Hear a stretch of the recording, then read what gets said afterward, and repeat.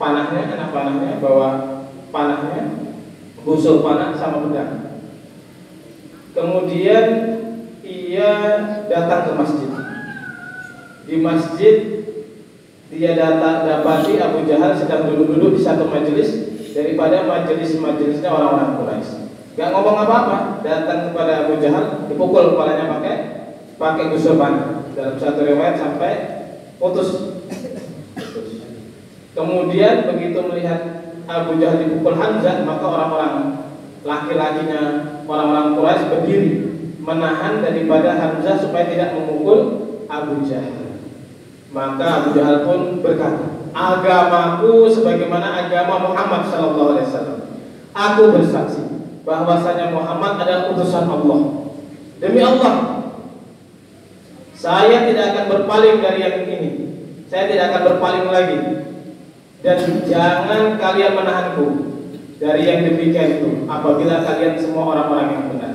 Maka semenjak Hamzah radhiyallahu ta'ala masuk Islam, maka menjadi kuatlah Rasulullah dan orang-orang Islam seluruhnya. Kemudian menjadi tenang, tetap perkara-perkara mereka.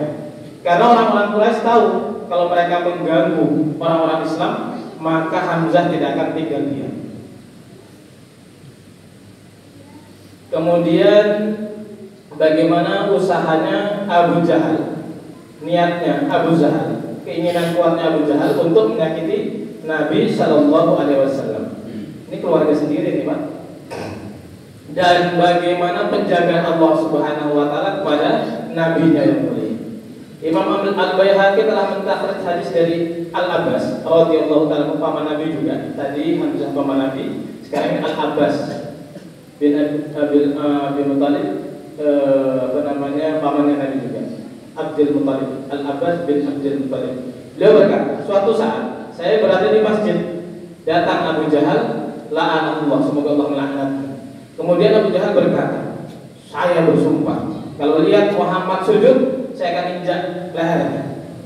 Maka saya pun keluar dari masjid, mendatangi Rasulullah, bertemu Rasulullah, kemudian mengkabarkan berita tersebut sesuai dengan perkataan Abu Jahal ketika waktu itu.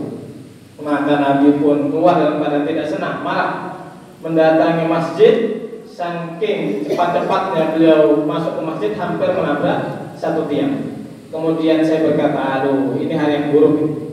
Kemudian saya cepat-cepat memakai sarung saya, kemudian mengikuti Nabi Shallallahu Alaihi Wasallam sampai Nabi Shallallahu Alaihi Wasallam masuk ke masjid, kemudian sholat, membaca surat Iqra bismi rabbikal ladzi khalaq. Bacalah dengan nama Rabbmu yang Maha Menciptakan, yang khalaqal insana min 'alaq, yang menciptakan manusia dari segumpal darah, sampai pada bagian ayat yang menjelaskan keadaan Abu Jahal. Kalla innal insana la yatadha'ar ra'ahu istaghna. Inna ila rabbikar ruj'a ara'aital ladzi yanha 'abdan idza shalla. Maka orang-orang begitu melihat Nabi sallallahu alaihi wasallam ada di masjid salat, maka berkata kepada Abu Jahal, Abu Hakam, itu Muhammad. Sekarang yang kamu lihatkan bisa kamu lakukan itu. Maka Abu Jahal berkata, kamu tidak lihat apa yang saya lihat? Ketika Nabi Muhammad ini masuk, pandangan saya tidak bisa lihat dia. Seluruh ufuk langit ini tertutup buat saya. Dalam suatu riwayat, maka para malaikat ini menghalangi dengan sayap-sayapnya sehingga Abu Jahal ini tidak bisa melihat beliau sholat.